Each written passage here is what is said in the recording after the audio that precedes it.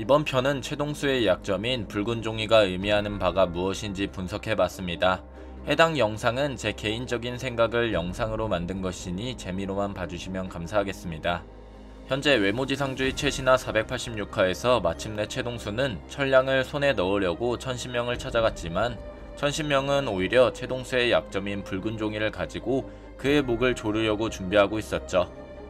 이 종이는 과거 야마자키파가 거대한 힘으로 외지주 세계관을 주무르고 있을 때 나라를 배신하고 야쿠자에게 붙은 매국노가 되겠다라는 계약서나 다름없는 의미의 종이었고, 천신명 또한 그 종이를 이용하여 야마자키파와 결탁하여 과거 천량의 땅을 얻어 쌀비 무당짓을 하면서 지내왔던 것이죠. 그렇기에 천신명의 종이는 손바닥 도장이 찍혀 있어 그저 그런 노란 종이었고, 최동수가 조건으로 삼은 종이는 그와는 다른 붉은 종이었습니다.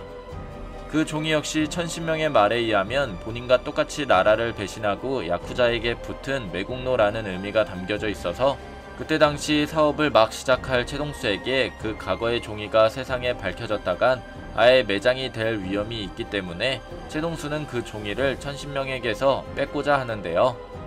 아무래도 천량 에피소드가 시작되기 전 이 붉은 종이가 유진이 최동수의 약점으로 생각하는 것이고, 바로 이 부분이 유진이 작은 형석을 천량에 보낸 이유입니다. 유진은 애초부터 1회에 코지마 형제라는 인원들이 호의를 하고 있는 것을 본다면 붉은 종이에 대한 떡밥을 코지마 형제가 최동수의 또 다른 약점이라고 말을 했을 것이며, 아직까지 코지마 형제가 건재한 것과 그걸 천량에서 찾아야 하는 것을 형석을 보낸 것을 봤을 때 붉은 종이는 최동수에게 아직 뺏기지 않은 것으로 유력하죠. 만약 이지은이 최동수라는 가정하에 그 붉은 종이를 가지고 있었다면 애초에 유진이 붉은 종이의 위치에 대한 떡밥을 알 수 없었을 것이고, 천량 에피소드도 나오기 어려웠을 것입니다. 현재는 천량 에피소드가 나오면서 진호빈이 어떻게 자라왔고 육성지가 얼마나 강한지가 나온 것도 있겠지만, 천량 에피소드가 나오는 이유이자 목적은 바로 형석이 찾으려는 붉은 종이가 주우선 타겟이 되겠죠. 거기에 유진과 이지은이 말을 할 때 붉은 종이를 본인이 가지고 있다면 유진은 형석을 천량에 보내지 않았을 텐데 지금 가는 모습이 있고, 거기에 천량의 왕 육성지의 기일에 맞춰진 것을 본다면 최동수도 이지은도 역시 그 붉은 종이를 아직 손에 넣지 못했을 것이며 감추려고 하겠죠. 하지만 이 모습의 떡밥 역시 최동수 그 자체인 이지은이 그걸 알게 되었으니 자신의 목을 조르려고 하는 유진을 암살 최우선 타겟으로 선정을 할 것입니다. 그렇게 붉은 종이의 의미는 매국노라는 의미도 있지만, 천신명과는 다르게 최동수의 종이는 말 그대로 붉은색을 보여주고 있는 것이라면 일반 매국노인 천신명과는 다르게 어떤 다른 조건도 추가가 되어 있을 것이며, 그 다른 조건은 바로 종건을 의미하는 바가 아닐까 예상하고 있습니다. 종건은 최신화에서 최동수와 어릴 적부터 같이 다닌 떡밥이 나오게 됐습니다.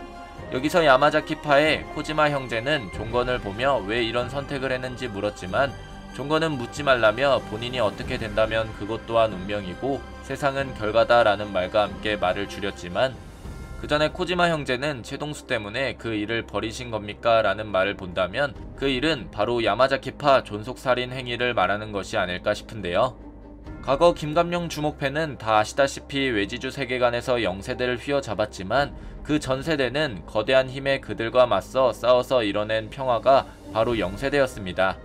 거기서 나오는 거대한 힘은 종건의 아버지로 예상하는 야마자키파의 지배였고, 야마자키파는 결국 김감룡에 의해 패배하여 무너지게 되면서 몰락을 하자 무너지는 야마자키파를 다시 재건해준다는 조건을 걸고 종건은 최동수와의 술잔을 기울인 것, 사카츠키 코토, 술잔을 주고받으며 같은 길을 걷는 모습이 이번화 연출적인 모습으로 나와 최동수와 종건이 혈연 관계를 맺게 됨으로써 종건은 진짜 자신의 아버지인 야마자키파 총재를 배신하고, 종건은 아버지를 최동수와 함께 죽여서 몰락하는 야마자키파를 다시 일으켜 세운 것이었죠.